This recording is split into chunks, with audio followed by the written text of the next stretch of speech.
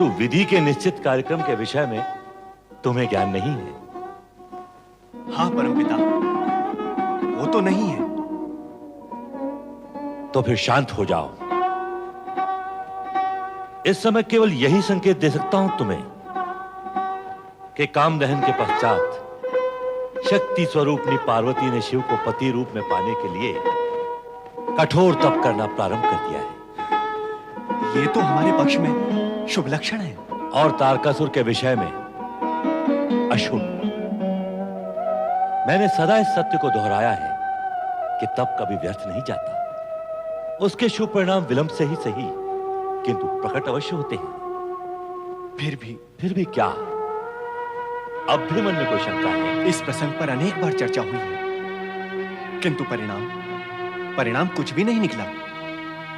काम दहन के पश्चात शिव पार्वती विवाह की सारी आशाएं धूमिल हो गई हैं परमपिता। आशान्वित होने के पश्चात भी तुम बार बार निराशा के सागर में डूब जाते हो। क्या तुम नहीं जानते कि शिव की कृपा से असंभव भी संभव हो जाता है? क्या तुमने शिव भक्त ऊष्मा के मृत पुत्र के जीवित होने की कथा नहीं सुनी? शिव की कृपा से जब मृत पुत्र जीवित हो सकता है तो तुम्हारी मनोकामना पूर्ण क्यों नहीं होगी देवराज? ब्रह्मदेव, ये घुष्मा कौन थी? इसके मृत पुत्र की क्या कहा है? सुधर्मा नाम का एक ब्राह्मण था, संतानहीन। उसकी पत्नी सुदेहा और वो दोनों संतान के न होने से दुखी रहते थे। फिर भी सुधर्मा को आशा थी कि उसके घर पुत्र अवश्य होगा। एक बार आइए, धन्य भाग्य मेरे जो आपने मेरा आग्रह स्वीकार किया। अरे सुनती हो? अरे भाग्यवान, बाहर आओ, देखो कौन आया है। बाहर आए बिना बता दो कौन आए हैं। विराजी नहीं, सौभाग्यशालिनी नहीं, महान ज्योतिषी चंद्रवीर के दर्शन करने के लिए तुम्हें कुटिया से बाहर आना ही होगा। मैं इन्हें तुम्हारा भविष्य बताने के लिए साथ लाया हूँ। पल भर में बता देंगे कि तुम्हारा पुत्र इस आंगन में मीठी किलकारियां कब भरेगा। बाहर आओ।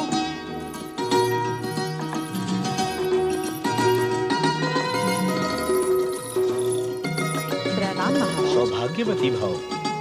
जलपान ग्रहण कीजिए।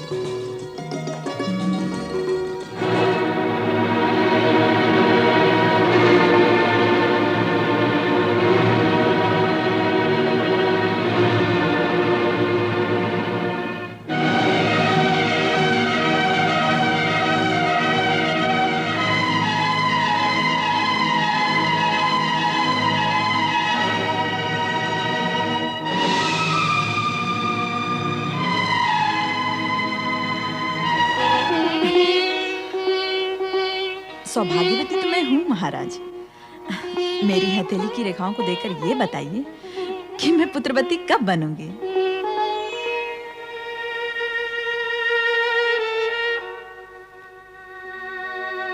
कुछ बताइए ना महाराज। मेरे भी घर आंगन में तोतले तोतले बोलों की मिठास कब गूंजेगी महाराज? कुछ बताइए ना देखकर।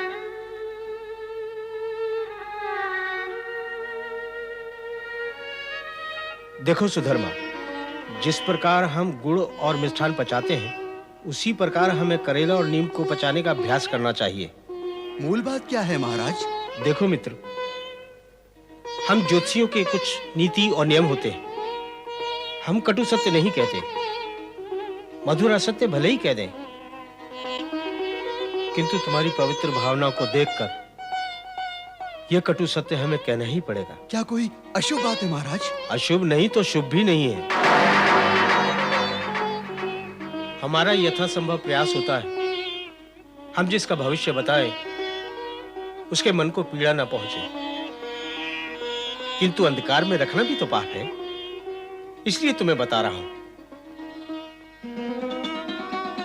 तुम्हारी पत्नी का मुखमंडल और हाथ की रेखाएं स्पष्ट कह रही हैं इस पर कोई अशुभ छाया मंडरा रही है। ये कभी मां नहीं बन सकती।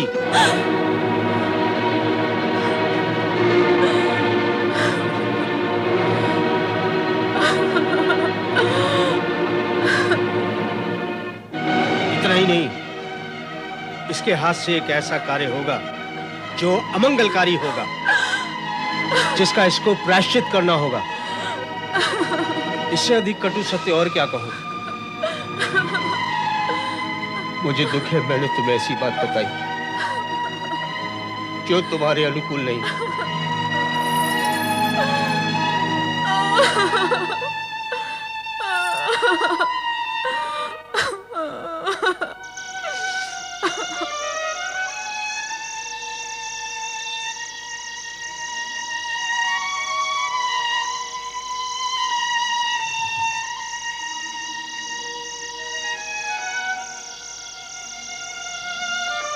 इस पर कोई अशुभ छाया मंडरा रही है।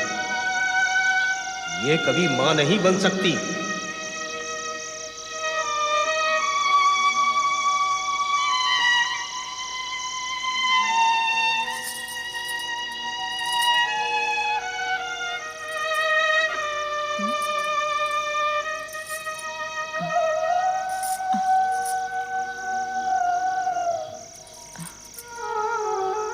स्वामी, स्वामी,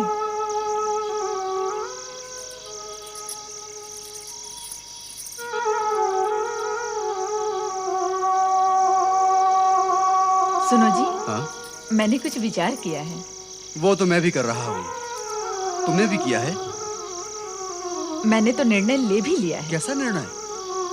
हमें संतान तो चाहिए ना, वंश चलना ही चाहिए।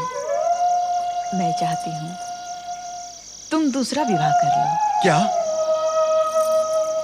क्या कहा तुमने? मैं दूसरा विवाह कर लूं? घर में तुम्हारे लिए सौत ले आऊं?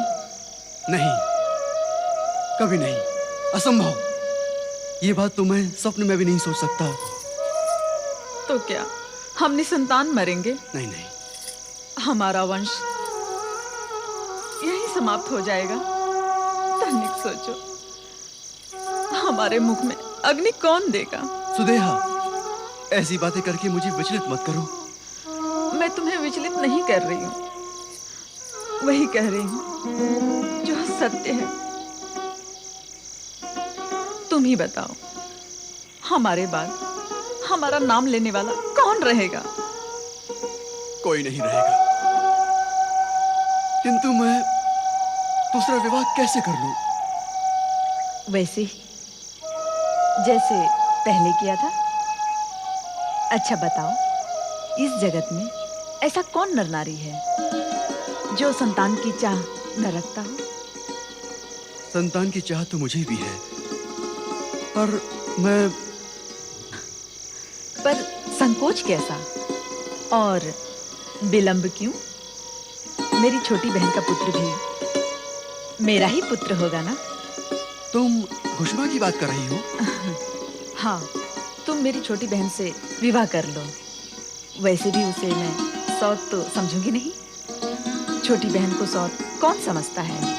उसका पुत्र भी तो मेरा ही पुत्र होगा ना? ठीक है सुदेहा, तुम मेरी बात भी तो सुनो। मैं सुनने नहीं, अपनी सुनाने आई हूँ। हाँ कहो। कुछ कहने के पहले इतना अवश्य समझ लेना कि मैं अपनी बात मनवाकर ही मानूंगी। हाँ, घुष्मा परम शिव भक्त है। मैं कल ही उसके पास जाऊंगी।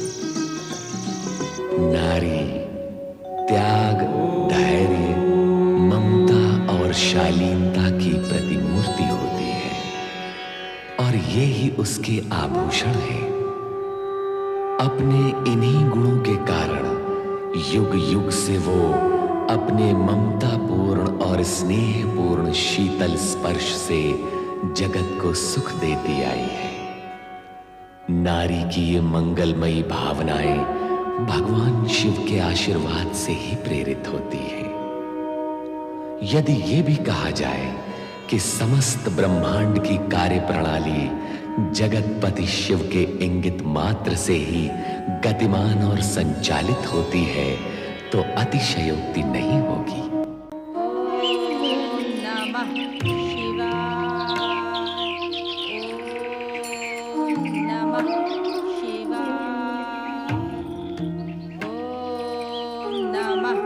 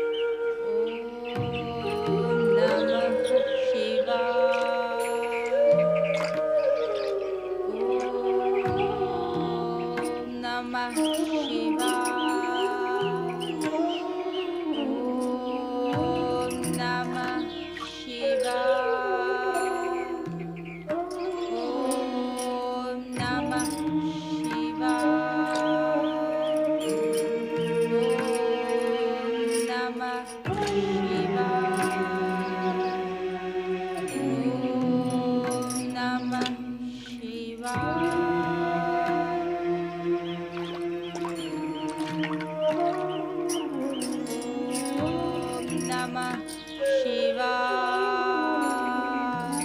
नमः शिवाय। अरे नहीं, तुम कब आई? कब आई ये मत पूछ, क्यों आई ये पूछ। वैसे पूछना ठीक तो नहीं लगता, फिर भी बताओ क्यों आई? मैं तुमसे कुछ मांगने आई हूँ। मुझसे? मेरे पास क्या है दीदी? है बहुत कुछ, इसीलिए मैं बलिदान मांगने आई हूँ। तुम्हारे लिए मैं अपने प्राण तक बलिदान कर सकती हूँ दीदी। प्राणों के बलिदान करने पर शेष क्या रह जाएगा? मुझे तेरे शरीर का बलिदान चाहिए। देवता को बलि चढ़ानी है? देवता को नहीं, इस देवी को जो तेरे सामने खड़ी है। कब से घुमा फिरा कर बात कर रही हो? स्पष्ट कहो ना, क्या बात है? अपनी दीदी की सुख शांति के लिए अपने जीजाजी से विवाह करना होगा। उनके वंश की रक्षा करने के लिए अन्य कोई उपाय नहीं है। यदि तू मेरी बात नहीं मानेगी तो मैं बिना जल के मीन की भांति तड़प तड़प के मर जाऊंगी। नहीं दीदी, नहीं, मत रो दीदी, मत रो। मैं अपनी दीदी की सुख शांति और प्रसन्नता के लिए दीदी की हर बात मानूंगी। घुष्मा,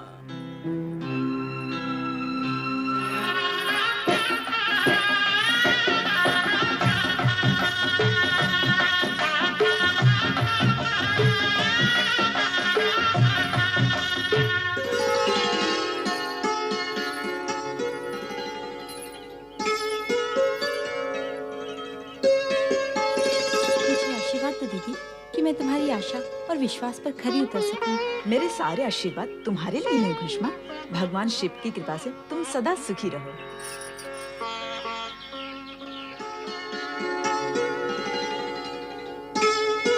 ओम नमः शिवाय।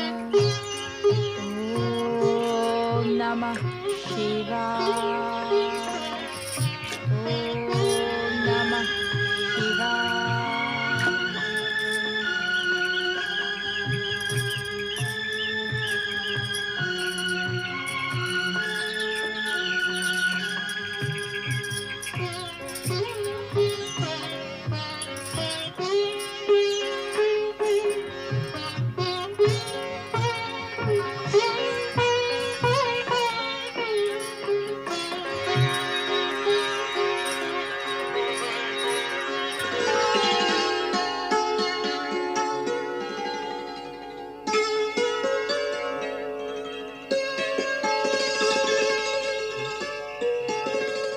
घुष्मा,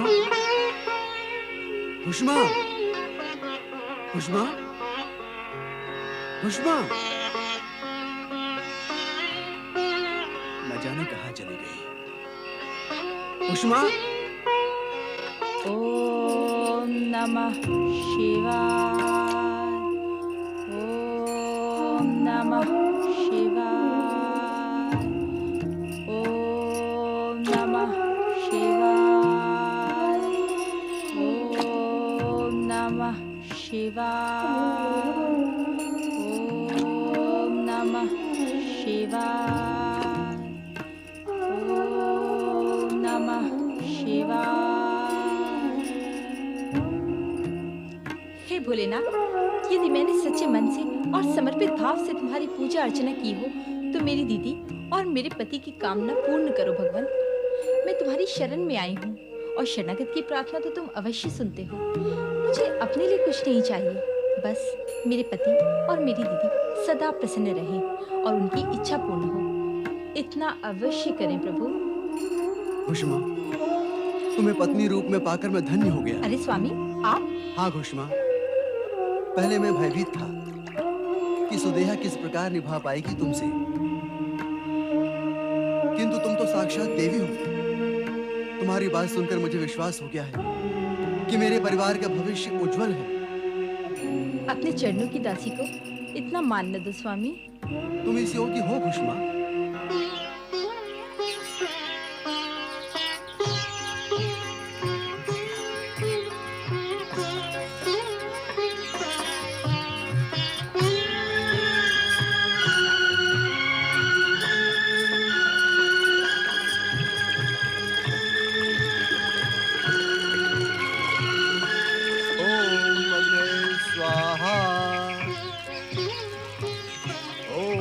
अग्ने स्वाहा ओम अग्ने स्वाहा पति परमेश्वराय नमः। ओम आदित्याय स्वाहा ओम आदित्याय स्वाहा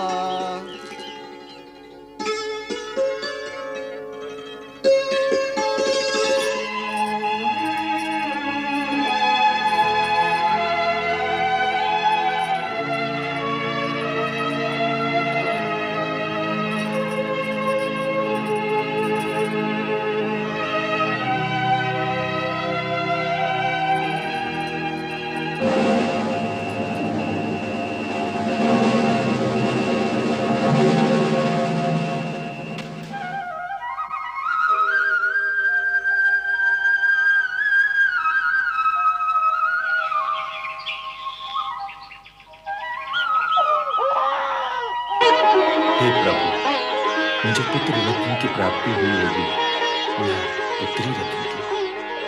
प्रभु जो भी हो, मेरे वंश का भविष्य उज्जवल करने वाला हो।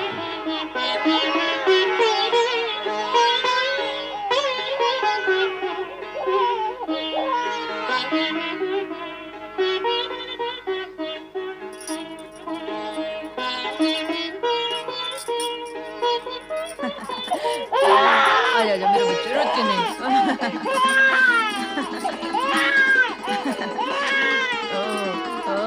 मेरा कुलदीप, रोते नहीं। रोते नहीं। पुत्र मेरा अपना।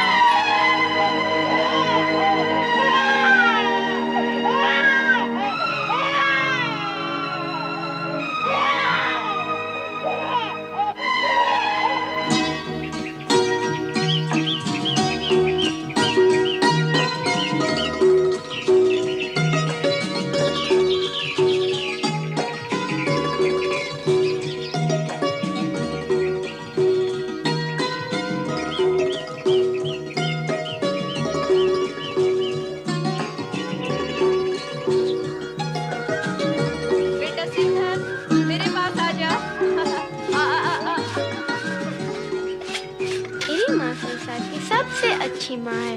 मैं अपनी माँ को बहुत प्यार करता हूँ। चित्रा, तेरी माँ भी तो तुझे बहुत दुलार करती है।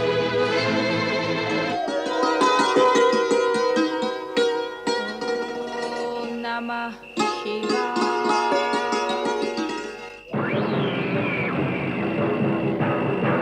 ओम नमः शिवाय।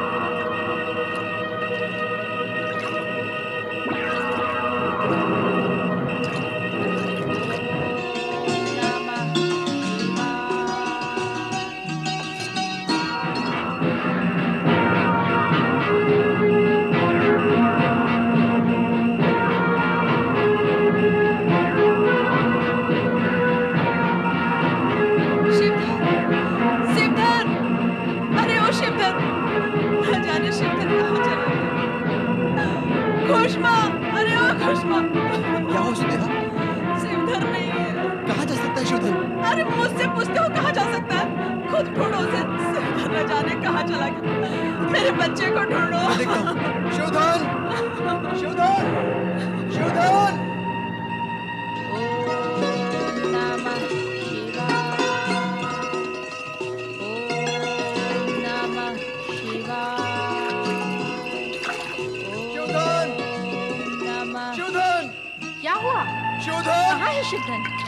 पता नहीं कहाँ चला गया। शैया पर नहीं, घर पर नहीं, आसपास कहीं भी नहीं। न जाने कहाँ चला गया। कहाँ गया होगा? चलो ढूंढते हैं। शिवधन!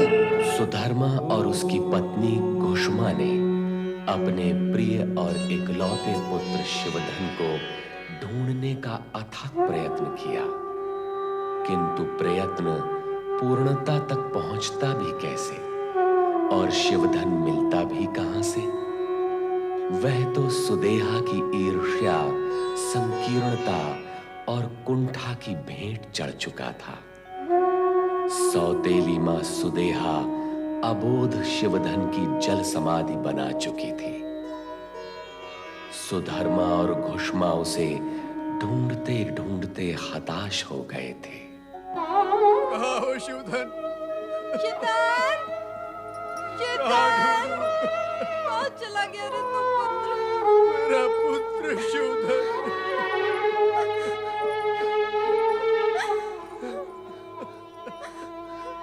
हे भोलेनाथ, यदि मुझे पुत्र के लिए इसी प्रकार तड़पाना ही था तो मुझे पुत्र दिया ही क्यों?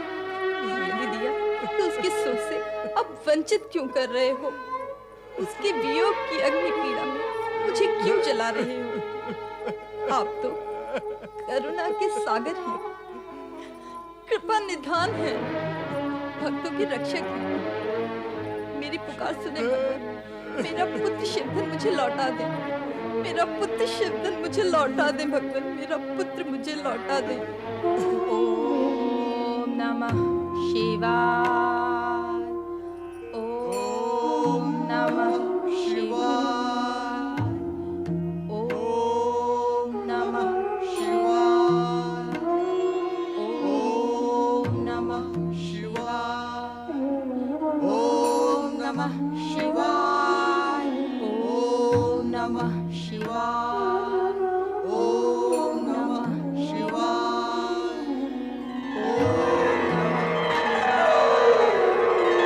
ओम नमः शिवाय।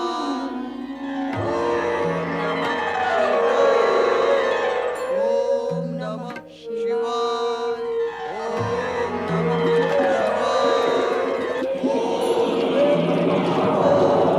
ओम नमः शिवाय! पिताजी! शिवधन चला गया था तू। शिवधन, मेरे पुत्र घुष्मा, शिवधन। कहाँ था तू? तुम्हारी निष्ठा और समर्पित भक्ति के कारण ही तुम्हारे पुत्र को एक नया जीवन मिला है।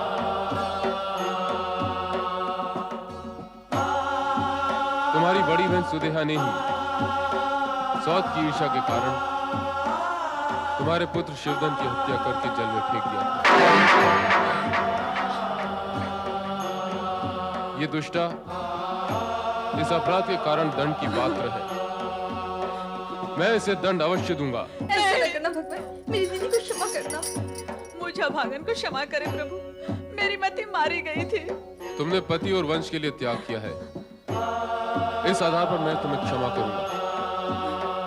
फिर भी तुम्हें घुष्मा और शिवधन दोनों से क्षमा मांगनी होगी। यही तुम्हें क्षमा दान देगी। घुष्मा, तुम्हारी तपस्या भक्ति से मैं अत्यंत प्रसन्न हूं। तुम वरदान के योग्य हो। कहो, क्या वरदान चाहिए? भगवान, यदि आप मुझ पर प्रसन्न हैं, तो मेरी प्रसन्नता और जन जन के कल्याण के लिए इसी स्थान पर ज्योतिर्लिंग के रूप में सदा सदा के लिए विराजित हो जाएं। तथास्तु।